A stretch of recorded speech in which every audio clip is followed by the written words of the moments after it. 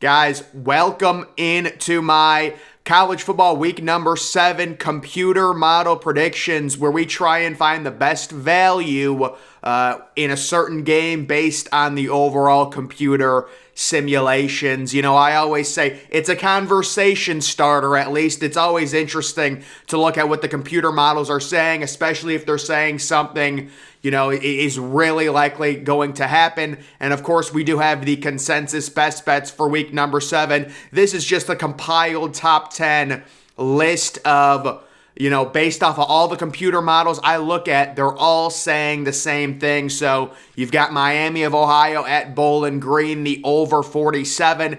I think there is good value in the over there. These MAC games always tend to go over. The reason that number is so low is due to Miami of Ohio's bad offense, but Bowling Green has a really bad defense. Hopefully that will counter it, and we get like a 31-28 type game with the over hitting.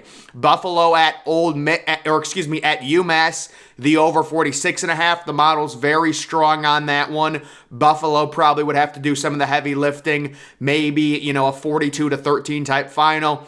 Toledo -9 versus Kent State. The models love the value on Toledo right now. -9 at home. Toledo is the best team in the MAC, in my opinion. They could go on a run similar to the Western Michigan run with Corey Davis when they made a New Year's Six Bowl. Toledo has a really good offense. Kentucky +7 at home versus Mississippi State.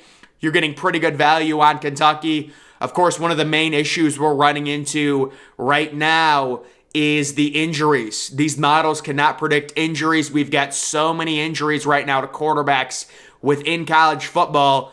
And guys, the other issue is we're not learning about a lot of these injuries until Friday or Saturday morning, because it's such a joke the way these college teams disclose injuries. But if Will Levis plays, I like the +7. If he doesn't, it's very hard to trust that, considering how bad Kentucky was last week with their backup against South Carolina. You've got NC State +4. There's question marks about Devin Leary and his availability. If he plays, I love NC State +4 at Syracuse. They've got a solid defense. If he doesn't, I'd probably stay away from it. Maryland at Indiana, the under 62. So yeah, it just seems like there's good value on the under in that matchup. Indiana's offense is not good. If Indiana scores, I don't know, 17 points, you know, what would Maryland have to score to get the over there? 45, 48 points. It seems like overall many of the simulations agree more often than not Maryland and Indiana will be under 62. And I believe it's gotten bet down to 61.5, or at least the last time I saw. Stanford at Notre Dame, kind of interesting. The over 52. Not sure if I really agree with that one. You know, I really like Notre Dame's defense. I like Notre Dame minus the 16.5 in this game. The over, I mean, we'll see. It's the computer models predictions. These are not my picks. LSU at Florida, the over 48. So guys, this got bet up, and this was one of my best bets. It's one of those games where it seems like both of these offenses are going to get back on track. It's going to be a competitive game. Even if you're talking about a 27-24, the over is hitting. I believe the over-under in this game has gotten bet up all the way to 50.5 or 51, so it's moved quite a bit. Tulane minus the 11.5 at South Florida. So we're getting this discounted a little bit due to South Florida's performance last week at Cincinnati. Tulane's a really good team. South Florida, outside of last week, has gotten absolutely destroyed. The models are trusting that was an aberration. They're going to get crushed at home by Tulane, and Tulane only has an 11.5 point spread to cover. And then Louisiana plus the 10.5 at Marshall. Really interesting line there. This game, I believe, opened at 4. And it got, I don't know if that's true, but I feel like I saw Marshall -4 or like -3. And it's crazy that this game got bet to 10.5. Maybe there's an injury I'm missing, because normally when you see a spread move that much, there's an injury. But guys, these are the SP Plus predictions. Once again, we are looking for that the dark yellow, where there's major differences in terms of what the spread is versus what the model predicts. So the first one It is Miami of Ohio and Bowling Green. They like the over. They like Miami to win 31-24, which would clearly be over 47. Looks like they like the over. Again, this is another game I had. Buffalo, UMass, the over in that one. I love Buffalo minus the 16.5. They've got it at 33-20. I do not agree with that at all. I think Buffalo's going to annihilate UMass. Other games, we're looking, here's a one. Toledo, of course, minus the 9. They think there's great value on Toledo at home. 30-27, they have the final score versus Kent State. They like the under in that game. I would not take much stock into that. The Maryland-Indiana 3:30 game, they like the under. Every model does. They like Syracuse to win outright by 4 points. They like NC State to win outright by 4 points. Again, guys, the caveat there is the injury. Is Devin Leary going to play? They like the under in this TCU-Oklahoma State game. I would completely throw that away. These models do such a horrible job at predicting over-unders on games in the Big 12. I would not put any stock into them liking the under in that game. Most likely it'll go over. Western Kentucky and Middle Tennessee, they like the under. I disagree with that. James Madison, Georgia Southern, they like the under 63, which is just crazy. That's another one I completely disagree with. And guys, the over-under in that game got bet up to 67 already. Back on Monday, I said I was taking the over 63.5 because Georgia Southern can score, and I'm expecting a very high-scoring game in that one. They like Tulane to cover the 11.5 at South Florida, 37-20. They love the under in the Arizona-Washington game. So to me, this is another kind of issue with the model. Anytime you get an over-under that's like 71, and I believe this has gotten bet up to 73, because of the way these models operate, they're always going to be safe and they're going to like the under. Theoretically, Arizona, Washington, under 73, it does seem like good value just because 73 is a lot for two offenses that are good, but it's not like this is the 2015 Big 12. I mean, are you really banking on this being a 40-37 type game? I don't know. I would stay away from it personally. They like Florida Atlantic a little bit to cover, the 4-point spread. They have them winning by 9. They like the over in Florida LSU by basically 7 points, over 48. I agree with that one. They like Kentucky to possibly win. I believe they have this game at a tie, 26-26. So very close game. Of course, the quarterback concern, and then they do like the over 47 in that one. The Notre Dame-Stanford game, they like the over. They have Stanford covering. I would disagree with that.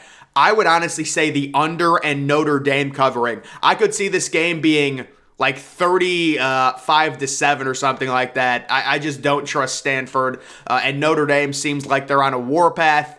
They have had such a great turnaround after their loss to Marshall. Not a lot of people are talking about it. New Mexico State and New Mexico, they like the over 37.5. I wouldn't trust that. And then this one, they love Fresno State. Of course, there's a quarterback injury to watch in that one. And San Jose State has played great. So I would stay away from the pick on that one. I always like looking at like the biggest games. What do they think? So they think Clemson's going to win by 4.1 over FSU. I think that could be an upset because I just don't trust Clemson's offense to generate big plays. If Clemson gets down on the road in a hostile environment, I think it's going to be tough. They like Georgia to win by 39, 49-10. I don't see Vanderbilt scoring 10 points, man. I really don't. Originally, I was going to include Georgia minus 38 in my best bets, but it's just a large sum to cover. It is a large sum to cover. They like this game ending in a tie, Oklahoma State, TCU. See, 31-31, there's going to be more points scored in that game. In my opinion, there's going to be more points scored in that one. They like Eastern Michigan. I disagree with them here. I mean, I understand. I think Eastern Michigan is worse than their record, and Northern Illinois is better than their record. Guys, if you actually look at several luck ratings, which take into account yardage gained, yardage allowed, like The luck ratings say Northern Illinois has been one of the most unlucky teams in college football, and it makes sense. Like, in a specific game, if you outgain your opponent by 200 yards but you lose, there's an unlucky factor that goes into it, whether it be turnovers, something like that, and that gets calculated, and Northern Illinois has been one of the most unlucky teams. I think that's a parity game. I think Northern Illinois will win on the road in Eastern Michigan. Eastern Michigan almost lost to UMass. I am not buying them at all. Just looking at, I just went down. Let me move back up to some of the other games. Central Michigan at Akron. I love Central Michigan to cover that spread on the road. You would think Akron would cover one of these spreads, but I still think 13 is just not enough against Akron. They keep making these spreads versus Akron like, I don't know, it's just too small to me, in my opinion. They have Michigan winning by 12. I would just throw that prediction away. I don't see that at all. Michigan winning 32-20. I mean, maybe it could happen. It's college football, but it would be very surprising to me if Michigan won that game by 12 points. I do like the under 51.5.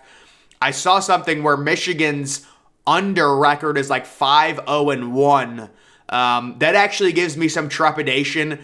I'm one of those people where when I see like a team is 5-0, it's like, oh, they're due for a loss, So I don't know. I mean, I guess that's good news. Michigan normally goes under in their games. But I said this earlier in the week that it seems like anytime Michigan faces another big, has a big game against a Big Ten school, recently all of the games have been going over. Their game against Ohio State last year went way over. Their game against Michigan State last year went way, way over. I guess the Michigan-Penn State game was 21-17, but that was in Penn State. I don't know. I like the under 51.5, and I think it's been bet up to 52. So there could be some good value there. That's just my opinion. And then, you see this Marshall game, they have the spread at 9.5. I saw it at 10.5, and you can see the spread difference at 4.5, and I believe that game is tonight. Yeah, that game is tonight, so they got a Wednesday night game. But guys, that's just, if anything, it's a conversation starter. Like I said, it's interesting to see what the model's like. Some of these predictions, I think the NC State one with the injury, it's tough. The Kentucky one with the injury is tough. But all of these other ones, I think, could be pretty solid. It just depends, especially the Maryland, Indiana, the under 62. Of course, it could end up being 40-30. I mean, it's college football. They want you to lose and stuff. It is what it is. You just try and make the best decision based upon your intuition, what the numbers say, the chances going over under a certain number. But this is just more information for you guys to look at, and that's why I like doing these computer model videos every single Wednesday. So guys, that's going to do it for this video. Make sure you're following me on Twitter. Link to that's always in the description. I'm, of course, the Depressed Ginger. Thank you for watching.